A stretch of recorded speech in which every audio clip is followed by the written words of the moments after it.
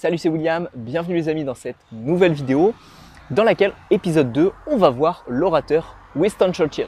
Les secrets des plus grands orateurs révélés et décortiqués dans ces vidéos. On avait vu dans le premier épisode Gandhi et dans cette vidéo, je vais vous expliquer les différents secrets de l'orateur Winston Churchill. Donc pour ceux qui ne le connaîtraient pas, on va rapidement commencer par sa biographie. On va analyser un de ses discours qu'il a notamment prononcé durant la Seconde Guerre mondiale contre l'envahisseur nazi. Et ensuite, je vais vous donner ses différentes caractéristiques, ses différents traits de caractère. Et pourquoi je réalise cette série de vidéos? Vous vous posez peut-être cette question. C'est tout simplement pour que vous puissiez vous identifier à l'un de ces orateurs ou vous construire une personnalité propre d'orateur. Admettons que vous ayez un physique assez fragile, mais que vous ayez une forte personnalité. Eh bien, qu'est-ce qui va se passer? Vous allez pouvoir vous identifier à Gandhi. On l'a vu dans le premier épisode, c'est que c'était quelqu'un qui physiquement était extrêmement fragile et avait vraiment un physique très très fragile, mais par contre, dans sa mentalité, dans sa pensée et dans sa volonté d'agir, c'était quelqu'un de très robuste. Donc ce contraste, c'était son trait de caractéristique principal, et donc vous allez peut-être pouvoir vous inspirer de lui si vous lui ressemblez. A contrario, on va voir Winston Churchill que c'est quelqu'un de très direct, qui est très impliqué et qui utilise la première personne, etc. On va le voir tout ça. Eh bien, peut-être que c'est votre cas et donc que vous allez pouvoir vous identifier à lui. Ou peut-être que vous allez pouvoir faire un mix de tous ces orateurs et vous créer votre propre personnalité. Voilà pourquoi je vous révèle les secrets des différents orateurs. Donc Winston Churchill naît le 30 novembre 1874 au Royaume-Uni dans une famille britannique très impliquée par la politique de son pays. C'était quelqu'un qui est né donc dans une famille noble, très impliquée dans la politique, donc il ne pouvait être que fatalement impliqué lui également dans la politique de son pays. Par contre, c'est un jeune garçon qui, dès son plus jeune âge, possède un problème de bégaiement. Et pour lui, ce n'était pas forcément un problème parce qu'il ne considérait pas ça comme une entrave à sa volonté de réussir en politique et de réussir tout simplement dans des domaines où l'éloquence est présente. En 1953, il reçoit le prix Nobel de littérature pour son acte engagé et ses talents d'orateur et son acte engagé vers la défense de nombreuses valeurs humaines. Mais comment a-t-il fait pour corriger son problème d'élocution et devenir ce grand orateur qui reçoit en 1953 le prix Nobel de littérature? Il a également été Premier ministre, donc comment il a fait pour corriger tout ça? On va voir ça à travers un discours et l'analyse d'un de ses discours. Ce discours, ça va être tout simplement son discours contre la peste nazie, prononcé le 13 mai 1940. Ce discours a pour but de convaincre les députés de la Chambre des communes de résister à l'envahisseur nazi à l'époque.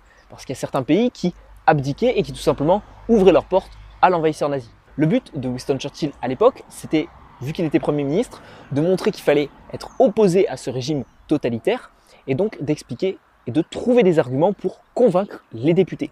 Donc son discours a pour but de convaincre et on va voir quelles sont les méthodes qu'il utilise et qu'il emploie dans son discours. Alors son discours, il est éclair, comme on appelle ça. C'est un discours qui tient à peine sur 2 pages. Et donc l'objectif de Winston Churchill, ça va être de convaincre et il va utiliser le registre dramatique et jouer sur les émotions des députés pour arriver à les convaincre. Je vais vous citer une phrase qui n'est « Je n'ai rien d'autre à offrir que du sang et de la peine, des larmes et de la sueur ». Donc on comprend facilement qu'au final, il n'a que ça à offrir, il ne propose qu'une seule proposition et il dit que tout simplement, voilà, il va y avoir de la sueur, il va y avoir des larmes, il va y avoir du sang et il va y avoir de la peine. Donc comprenez bien que ça va être compliqué, mais que les résultats seront à la hauteur des efforts fournis. Il s'implique directement à la première personne du singulier en disant « Je n'ai à vous offrir que ceci, ceci, cela ». Donc bien comprendre qu'il va s'impliquer personnellement et il ne va pas dire « Le peuple du Royaume-Uni a à vous offrir ça, ça, ça ». Non, il va dire « Je n'ai que ça à vous offrir ». Il va donner une seule condition et il va falloir que les députés l'acceptent. Il va également faire des oppositions entre des termes de guerre comme la survie, le sang, la souffrance, avec des termes de victoire et de réussite. Victoire, gagner, remporter, etc. Donc bien comprendre ça, c'est qu'il va vraiment faire un contraste marquant entre la souffrance, la sueur, le sang, les larmes, la peine, et d'un autre côté, la victoire qui est pour lui la seule option possible. Et il va donner ça aux députés. Il va s'engager personnellement et il va utiliser le registre dramatique et jouer sur les émotions. Il va également dire « Victory in spite of all terror ». Ça va être tout simplement la victoire en dépit ou malgré toute la terreur. Donc là, on a le mot terreur et on a le mot victoire. Et donc tout simplement bien comprendre qu'il fait vraiment une opposition marquée entre les deux et que pour lui, il n'y a pas d'autre choix possible que la victoire. Donc pour ce qui est de ses qualités, ça va être que Winston Churchill est très impliqué dans la politique de son pays et notamment dans ce discours, on le voit bien, il utilise la première personne du singulier. C'est quelqu'un qui a toujours été engagé en politique et qui le montre dans ce discours. C'est également quelqu'un qui joue beaucoup sur le registre dramatique et qui va permettre de jouer sur les émotions. Comme vous le savez, jouer sur les émotions, ça va être le levier le plus important pour arriver à convaincre quelqu'un et à convaincre justement les députés de la Chambre des communes.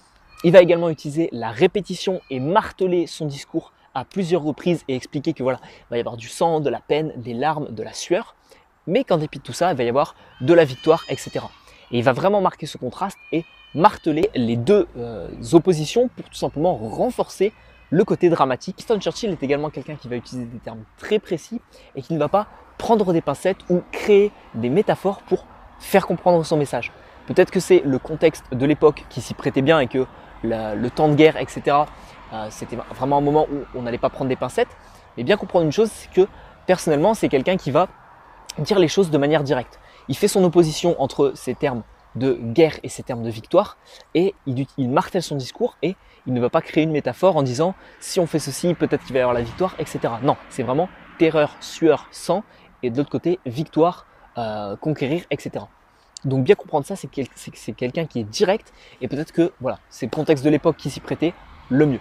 Si cette vidéo vous a éclairé sur les qualités d'orateur de Winston Churchill, je vous invite à vous abonner à cette chaîne YouTube pour recevoir les prochaines vidéos et les secrets des plus grands orateurs, que ce soit contemporains ou des orateurs qui nous ont quittés, Nelson Mandela, Barack Obama, Roosevelt, etc. Tous ces orateurs seront traités prochainement dans les prochaines vidéos.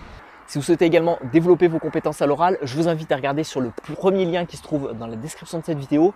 Vous y retrouverez les 2 premières clés de mon livre, les 9 clés de la prise de parole en public. Vous apprendrez à structurer votre oral et à développer votre confiance en vous avant de prendre la parole en public. Tout ça, c'est totalement gratuit, totalement offert et vous retrouverez sur le premier lien dans la description de cette vidéo. On se retrouve sur mon livre ou pour une prochaine vidéo et je vous dis à la prochaine.